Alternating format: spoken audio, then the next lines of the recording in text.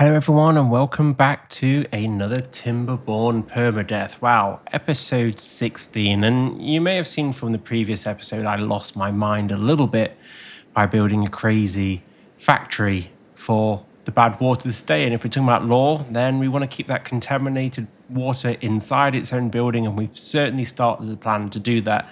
And on the previous record of this, I kind of said something on the highlights where I went, do you know what would make sense? If we took the top of that building and made it a new district. And it's kind of what we're doing. We're going to make that new district our robot district up there.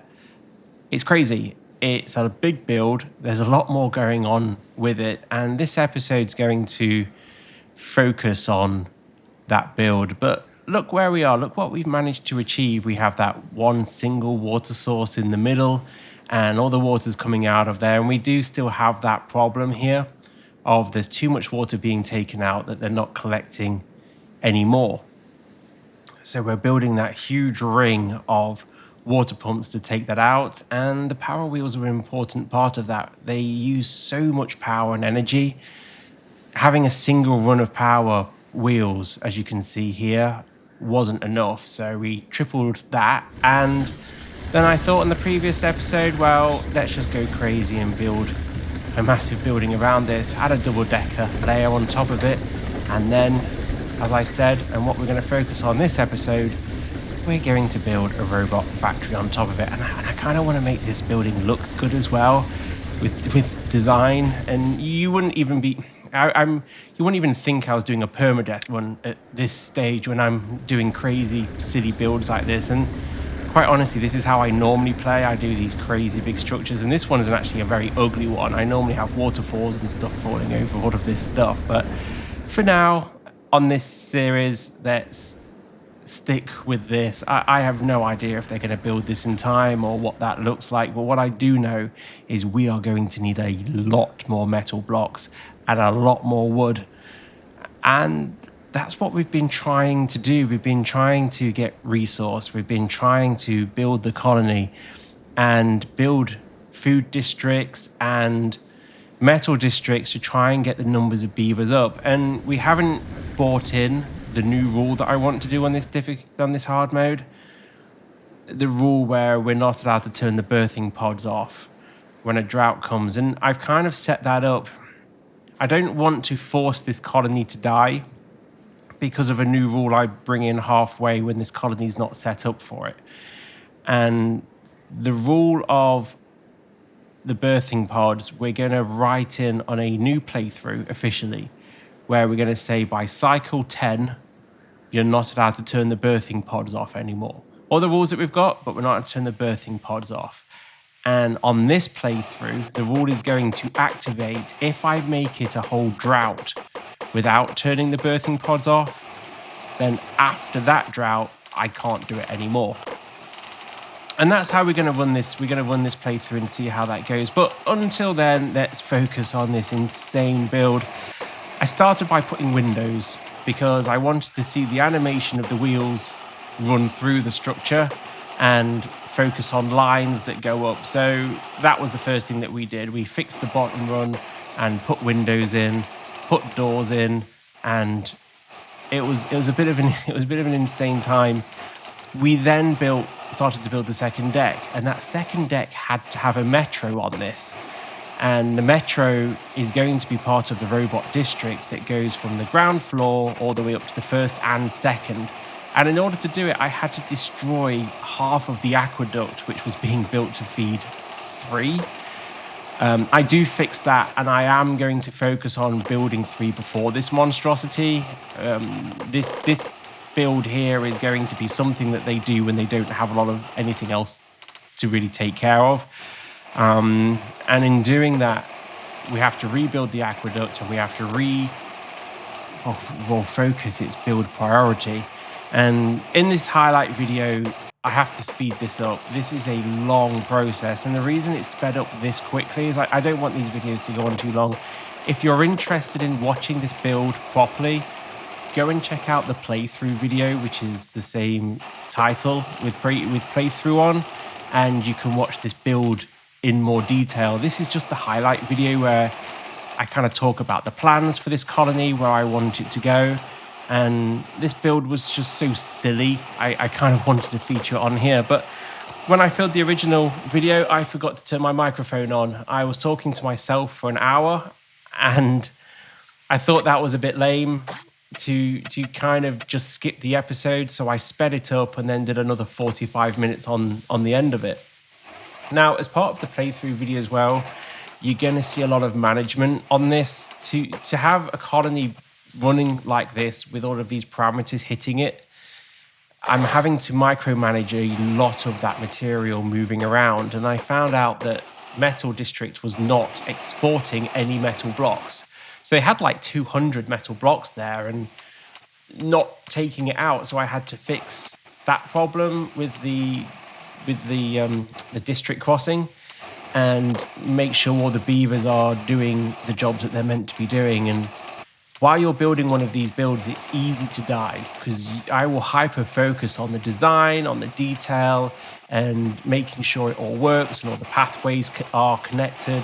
So when they do start building this, it will work from day one. And this part of the build, I am just now building up the second deck and hiding the wheels on the second floor and making sure that metro runs through the center of the building. Now, that is great. We've got a metro on the second floor. There will be one on the first floor. You can see down there, I go to it in a moment where I destroy the power wheels to get a metro down there. And then I work out I can put a metro station in the middle here and connect through here. The problem with this, which I work out later, is if this is a second district, being the robot one, that crosses the district path, which means it will never work as its own district. So later on, I have to fix that mistake when we start to work out what the district is going to need to be able to survive.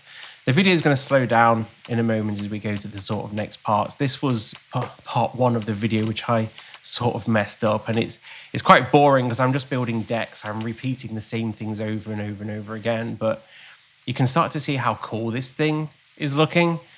And if you want to see the detail of this, as I say, fully, go and check out the longer playthrough video. But we carry on building the second deck, and it's pretty much rinse and repeat. You do a lot of scaffolding and 6s and 4s with a 6 down the middle, and you just repeat that over and over again until you get to a bit of a weird junction, and you've got to use 2 2s to get over the power wheels. I think there's one here. Yeah, that's exactly what's just happened there.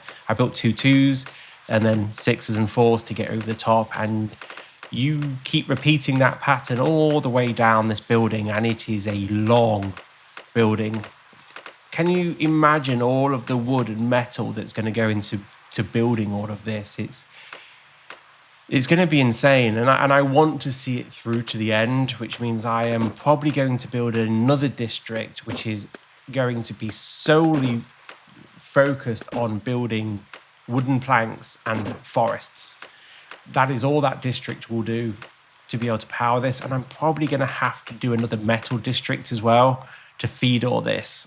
I build crazy structures like this in my private builds, but normally what I do is I set this up and I go to work, and I come back later, one, see if they survived, and two, see how much they've kind of done. And that's how I've racked up like over 1,000 hours on this game. I haven't actually been sat in front of it watching and playing it. I've just let the simulation run.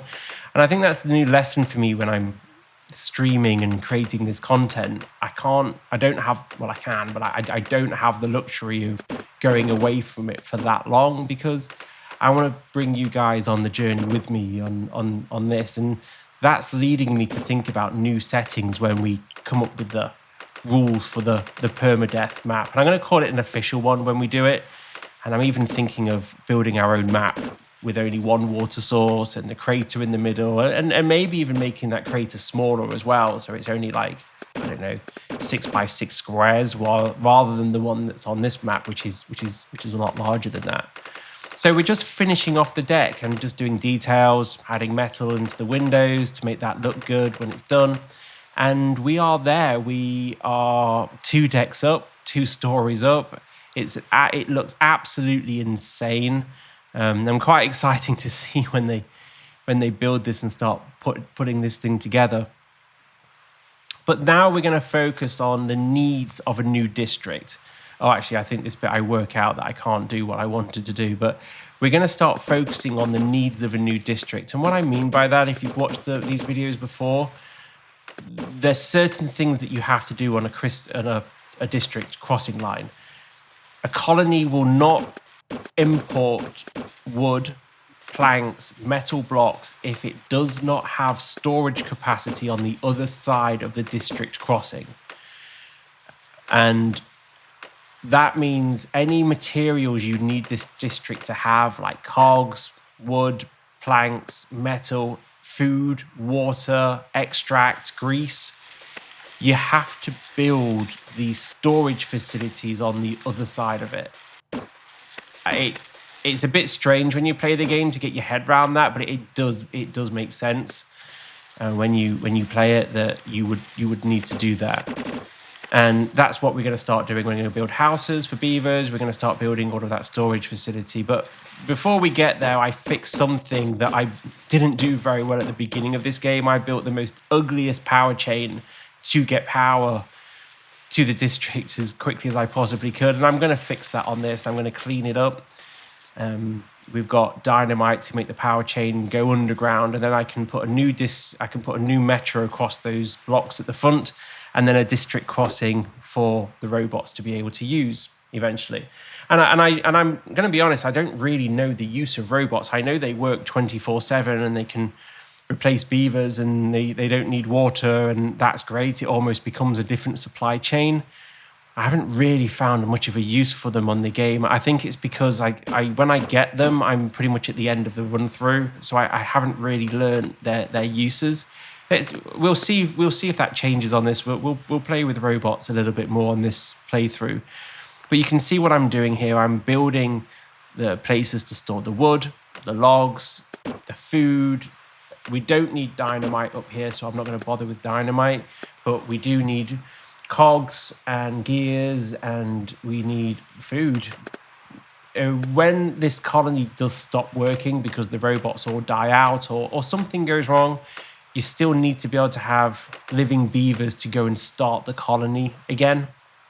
And I just thought, I'm going to build them a little overhang over the water here, so it'll look actually quite cool when it's hopefully all working and we get it going. We've got the water across the aqueduct for Reservoir 3 going underneath there, and then we're going to have some beaver houses over the top. And like all of these new districts, I'm wanting to make it livable and entertaining, so we put some fire pits in, and we put some showers in. I create an extra overhang to put showers in, and we've got some hospital beds, which I did forget to do in the metal district, and they all injured themselves horrifically, which kind of stopped all of that build.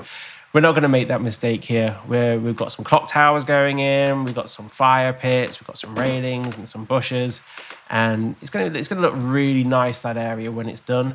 And then I decide, I really want to have some showers because we've got that water that runs across the top there, and we extend the deck to be able to do that.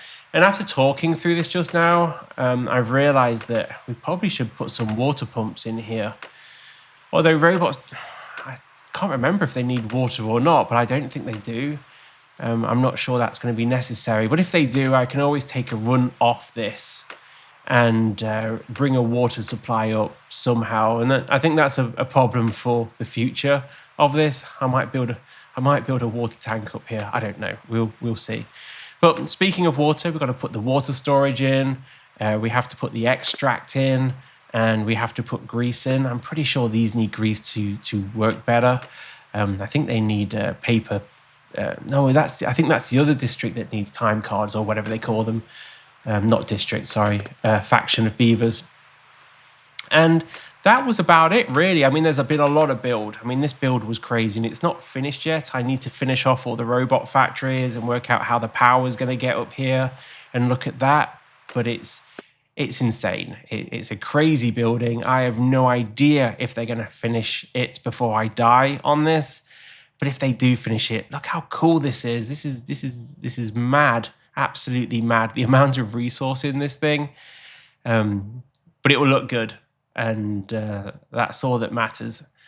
And all that matters is I'm going to let you go. Thank you for watching. If you're interested in more of watching these builds in not as quick speed as you've just watched it, please go and check out the full playthrough video where I'm playing it real time and designing this stuff and taking you through it. But before I go, they have started to do a lot of work on our pumping station out front there to fix the reservoir water problem. And I'm kind of hoping on the next episode we see that. So let's see if we manage to do it. Take care of yourselves and each other, and I'll see you in the next one.